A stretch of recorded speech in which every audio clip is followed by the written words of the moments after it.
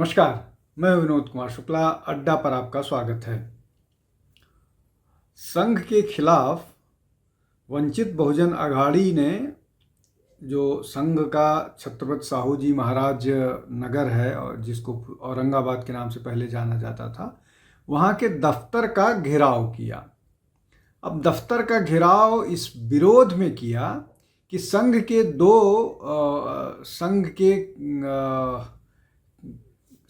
की एक सदस्यता अभियान के काउंटर को विरोध करते हुए दो युवकों ने जबरदस्ती उस सदस्यता अभियान को रोका था और उसको उन कार्यकर्ताओं के खिलाफ वो हिंसा पर उतारू थे और उन्होंने संघ के खिलाफ बहुत अभद्र बातें की। उस पर महाराष्ट्र की पुलिस ने स्वतः संज्ञान लेते हुए दो लोगों को गिरफ्तार किया था। उसको लेकर के एक रैली या एक विरोध प्रदर्शन हुआ और संघ के कार्यालय को घेराव करने की कोशिश की गई। इसमें कई सारी चीज़ें हैं, जल्दी से समझने की कोशिश करते हैं। सबसे पहली बात तो ये कि जो लोग ये बात कह रहे हैं, विशेष रूप से वंचित बहुजन अघाड़ी और इन्होंने जो जन आक्रोश मोर्चा निकाला था, इनके विरोध में या इस तरह के विरोध में नारे ये होते हैं कि ये देश संविधान से चलेगा या और किसी तरह से चलेगा। तो क्या राष्ट्रीय स्वयंसेवक संघ, जिसके 100 साल पूरे हुए हैं, उसको इस बात का भी अधिकार नहीं है कि वो अपना सदस्यता अभियान चलाए? और उसके सदस्यता अभियान में व्यवधान क्यों डाला गया, किस लिए डाला गया? आप तर्क दे सकते हैं कि उनका रजिस्ट्रेशन कहाँ है और उनके पास वो कौन से रजिस्टर्ड संस्था हैं। तो ये इस बात की जिम्मेदारी पुलिस की है, सरकारों की है, संस्थाओं की है, या किसी व्यक्ति की जिम्मेदारी है कि वो जा कर के संघ से ये सर्टिफिकेट मांगेगा कि आप अपना सर्टिफिकेट दीजिए, आप रजिस्टर्ड ऑर्गेनाइजेशन है कि नहीं? वो किस अथॉरिटी से वो सर्टिफिकेट मांगेगा?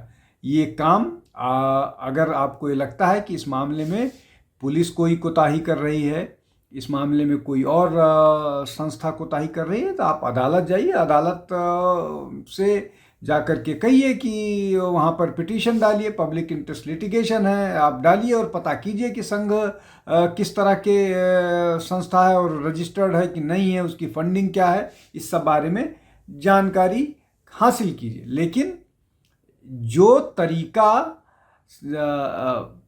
पहले अपनाया गया था, जब महाराष्ट्र में एक संघ की सदस्यता अभियान को डिस्टर्ब किया गया था और ज़बरदस्ती उनके बैनर को हटाया गया था, वो कानूनी भी गलत था, धमकी दी गई थी और असंवैधानिक भी था। एक बात तो ये हो गई। दूसरी बात ये कि कोई भी व्यक्ति कानून हाथ में लेगा, चाहे वो संघ का आदमी हो, स्वयंसेवक हो या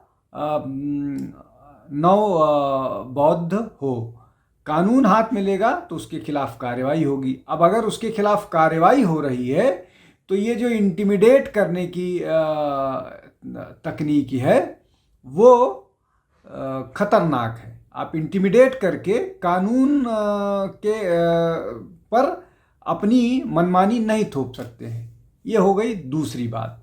तीसरी बात ये है कि महाराष्ट्र का मुख्यमंत्री संघ का स्वयंसेवक है और वो दूसरी बार मुख्यमंत्री बना है, एक टर्म 5 साल का पूरा कर चुका है और वो संवैधानिक तरीके से लोकतांत्रिक प्रक्रिया के तहत मुख्यमंत्री चुन कर आया है और बहुत बेहतर, मतलब अनप्रेसिडेंटेड जिसको बोलते हैं, उस मेजॉरिटी से चुनाव जीत करके आया है। तो क्या ये वंचित बहुजन अघाड़ी या इस तरह के संस्थाएं या नवबौद्ध इस देश में एनार्की फैला करके उसी संविधान को धता बता रहे हैं, जो संविधान तथाकथित रूप से जिसका निर्माण बाबा साहब भीमराव अंबेडकर ने किया? हालांकि संविधान में किसी एक व्यक्ति की भूमिका नहीं है, संविधान में पूरी कॉन्स्टिट्यूएंट असेंबली की भूमिका है, उसके कॉन्स्टिट्यूएंट असेंबली के चेयरमैन, बाकी और बहुत सारे जो अलग अलग विभाग थे उनके चेयरमैन, उसमें राव साहब की भूमिका, उसमें बाबा साहब की भूमिका, उसमें राजेंद्र प्रसाद की भूमिका, उसमें जवाहरलाल नेहरू की भूमिका, उसमें सरदार पटेल की भूमिका, उसमें और बहुत सारे लोगों की भूमिका, उसमें श्यामा प्रसाद मुखर्जी की भूमिका और बहुत सारे लोगों की भूमिका है। उसमें किसी की भूमिका को कमतर नहीं आंका जा सकता और किसी की भूमिका को बढ़ा करके नहीं कहा जा सकता। खैर, अभी इसमें जो प्रमुख बात है वो ये कि ये अम्बेडकराइट्स आप उनको कह लीजिए या नवबौद्ध कह लीजिए, वो अपनी बातें दूसरों पर थोपना चाहते हैं। वो क्यों विरोध कर रहे हैं, इस विरोध के पीछे का तर्क समझिए। और दूसरा ये कि सबको इसमें मालूम होता है कि संघ के खिलाफ नवबौद्धों के अलावा उनको पीछे से इस्लामिक ऑर्गेनाइजेशंस का, इस्लामिक संगठन का समर्थन होता है और वो भीड़ भी वही बढ़ाते हैं।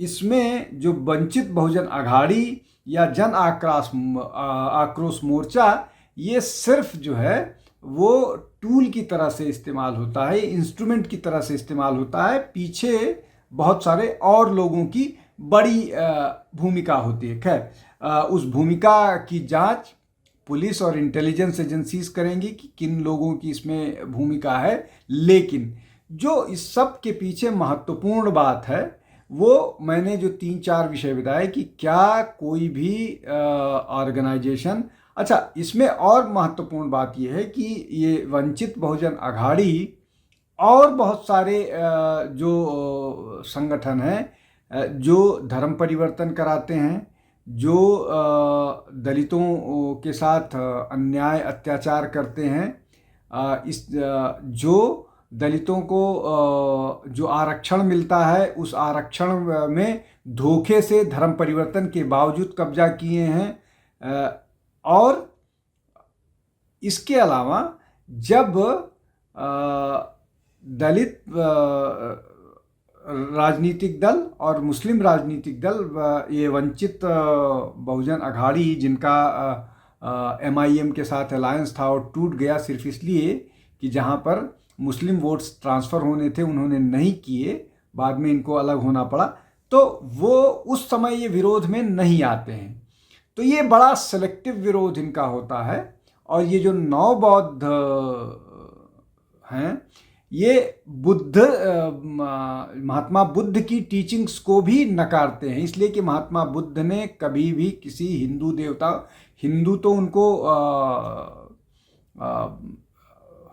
अवतार मानता है भगवान विष्णु का, लेकिन गौतम बुद्ध ने भी देवी देवताओं के अस्तित्व को नकारा नहीं है। गाली देने की बात तो दूर है, लेकिन जो नवबौद्ध हैं या जो अम्बेडकराइट्स हैं या जो अम्बेडकर को फॉलो करने वाले हैं वो हिंदू देवताओं को गाली देते हैं, जो अपने आप में उचित नहीं है। किसी के भी भावनाओं को आहत करना, किसी के भावनाओं के खिलाफ बात करना, ये संविधान में कहीं कोई इस तरह का अधिकार नहीं है जहां आप किसी दूसरों की भावनाओं के साथ खिलवाड़ करें। खैर, कुल मिलाकर के ये जो संघ के खिलाफ कैंपेन चल रहा है 100 साल पूरे होने पर, वो कैंपेन इस बात के खिलाफ है कि संघ का प्रभाव कैसे बढ़ रहा है। और संघ इन विरोधों का इन विरोधों के खिलाफ कोई बात करेगा, न इन विरोधों से उन पर कोई फर्क पड़ने वाला है। इसका उलट ये होगा कि जो लोग विरोध में थे, संघ उन लोगों को भी कन्विंस करेगा, करने की कोशिश करेगा और कामयाब भी होगा कि जो आप लोग कर रहे थे वो गलत कर रहे थे। आप किसी के का टूल बनने की बजाय आप ये सोचिए कि उस विरोध के मायने क्या है, उस विरोध का कारण क्या है। और किसी की सदस्यता अभियान को कोई भी व्यक्ति रोक नहीं सकता है 10 दिन पहले हमने उस पर चर्चा की थी, उस पर एक वीडियो भी बनाया था। उस वीडियो में प्रियांक खड़गे ने भी जिस तरह से संघ को बैन करने की, प्रतिबंधित करने की बात कही थी, उस पर भी अभी कुछ नहीं हो पाया है। अदालत में है मामला। संघ की गतिविधियों को, संघ को बैन करना तो उनके बस का ही नहीं, संघ की गतिविधियों को भी प्रतिबंधित करने की। आज के लिए बस इतना ही। बहुत बहुत धन्यवाद। नमस्कार।